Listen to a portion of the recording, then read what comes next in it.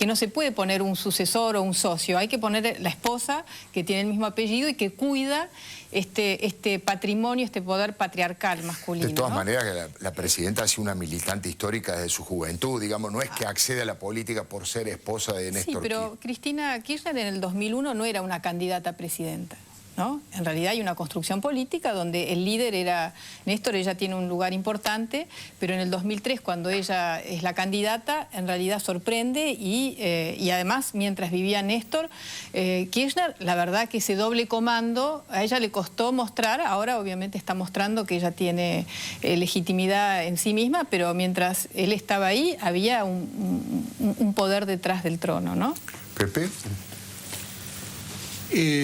Sí. Un poco regresando al punto de partida, ¿cómo es el trabajo en el Congreso? ¿Cuáles son los problemas centrales que confronta una legisladora? Bueno, el trabajo en el Congreso, Pepe, es fascinante, ¿no? Cuando escuchaba las preguntas que se le hacía a Victoria Donda, como si el Congreso fuera un lugar poco interesante. Primero, como senadora, bueno, yo he sido periodista como ustedes y realmente como senadora uno ve que está con los temas del país, tiene toda la información, que después las decisiones que toma ese Congreso no sean las decisiones que la sociedad o que uno crea las más acertadas, no tiene que ver con que no se sepa. Ahí está toda la información, hay buena información para tomar decisiones, a veces se toman por otros motivos.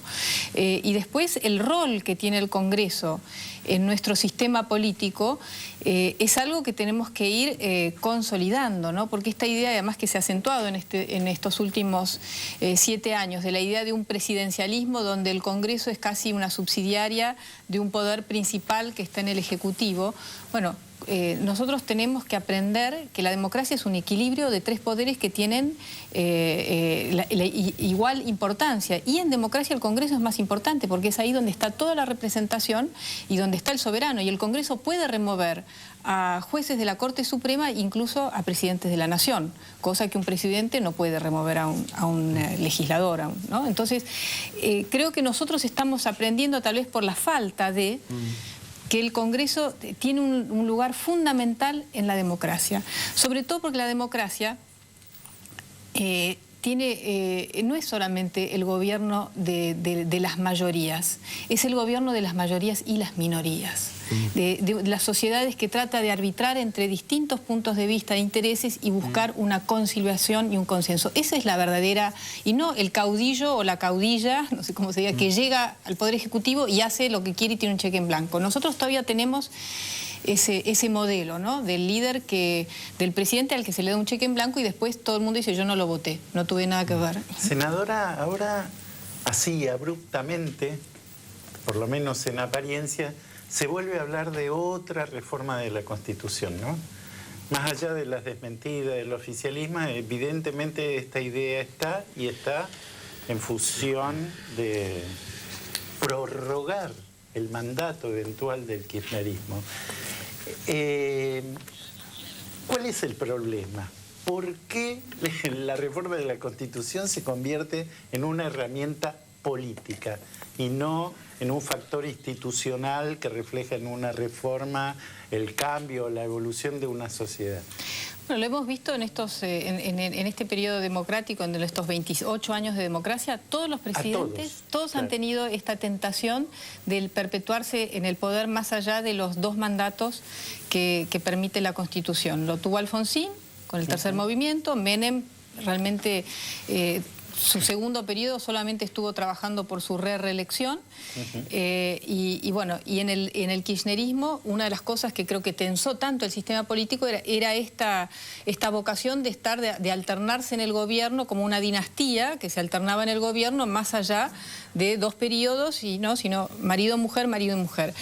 Eso genera una enorme tensión porque la democracia es alternancia y democracia también significa el traspaso, que todavía no hemos llegado a eso y ojalá este sea el momento, el traspaso pacífico del poder, a diferencia de las monarquías donde siempre era traumático el traspaso del poder. La democracia quiere decir alternancia y en esto me acuerdo cuando a Bachelet, que se fue con el 70% de popularidad como presidenta, en Chile no hay reelección, como tampoco lo hay en Uruguay. A Michelle Bachelet, algunos íntimos le decían, ¿por qué no cambiamos la Constitución para que puedas reelegirte? Porque además la concertación corría el riesgo, como ocurrió después, de perder el gobierno. Y ella dijo, ¿cómo vamos a cambiar la ley para beneficiarme a mí? Y a Tabaré Vázquez también le ofrecieron lo mismo. Entonces tiene que ver con sociedades que ya tienen una cultura política mucho más madura y más progresista, porque ser progresista es justamente eso, es no querer acaparar ¿Sería posible, el perdón, poder? Eugenia, que en el ARI hubiera alternancia de Elisa Carrió? Yo por de pronto quiero decir que la comparación de la reforma de Menem con el tercer momento histórico es absolutamente forzada. Alfonsín no modificó ninguna constitución, le entregó el poder a Menem, pero bueno, en el partido de ustedes, ¿hay alternancia? ¿Alguien vota por Elisa Carrió? Bueno, en nuestro partido ojalá tuviéramos, porque querría decir que ya somos un partido maduro, ojalá tuviéramos muchos candidatos y candidatas a presidente. Hoy por hoy, Elisa Carrió es la dirigente que tiene mucha más legitimidad frente a la sociedad que el resto de los integrantes. Y en este sentido, si uno ve, porque a veces somos como un poco apresurados. A Lula le tomó 20 años llegar a la presidencia. Hizo 4 elecciones hasta que finalmente llegó a ser presidente de su país. Está bien. El Frente Amplio también le tomó más de 20 años, 30 años. Entonces nosotros queremos nuevas fuerzas políticas, pero que en 3 años puedan llegar a la presidencia de la Nación, y si no ya están... no, eso no, yo decía la conducción, ¿no? La alternancia. Pero la conducción, nosotros ojalá tuviéramos más. Se están formando. Hoy ya la coalición cívica tiene una dirigencia, pero evidentemente no tenemos. Hoy mismo no tenemos. Pero, por ejemplo, yo soy candidata a jefa de gobierno de la Ciudad de Buenos Aires. Recién ahora sentimos que podemos tener candidatos propios. En otras elecciones hemos sido aliados con otras fuerzas políticas porque todavía no teníamos una dirigencia madura y una estructura para disputar el poder ejecutivo de uno de los principales distritos del país. Y en eso, Pepe, yo creo que realmente tenemos que darnos cuenta de no pedir cosas que a veces son como imposibles. Y por eso doy el ejemplo del Frente Amplio y del PT, porque muchas fuerzas políticas nuevas que fueron desprendimientos de los partidos tradicionales en la Argentina, tuvieron la tentación del atajo. Pensemos en el Frepaso. El atajo de, bueno, voy con el radicalismo, se murió el Frepaso.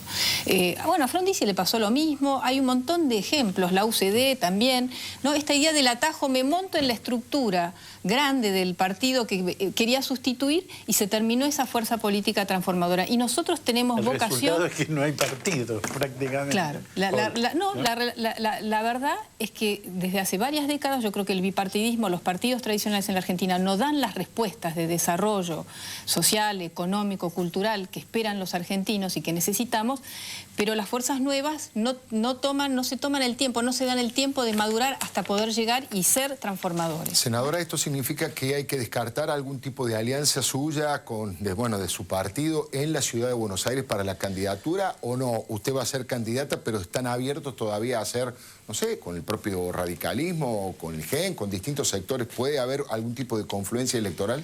Yo voy a ser la candidata y eso está bien resaltarlo, pero hay distritos, por ejemplo, como Santa Fe, donde la coalición cívica está yendo con el radicalismo, tanto en Rosario como probablemente a nivel de la gobernación. Sí. Esas son conversaciones que se están teniendo en este momento. En Buenos Aires, en la ciudad, podría ocurrir. No estamos en este momento en conversaciones, Alfredo, porque la interna dentro del radicalismo en este momento es muy complicada y uno no sabe con quién hablar tampoco, no sabría. Claro. Así que por el momento no hay conversaciones, pero no es algo que está absolutamente cerrado para nada. Senadora Estenssoro, muchísimas gracias por haber venido. Gracias a usted. Muy buenas noches. Pepe Lealleva prometió hablar de esa palabra mágica de estos tiempos, la militancia, José Antonio, y el auge, el boom de la construcción. ¿Quiénes se benefician? ¿Inversores? ¿Los que alquilan? ¿Qué pasa con ellos? Juan Cruzanz ha prometido hablar de la betocracia de Mauricio Macri. Está María José Lubertino, está el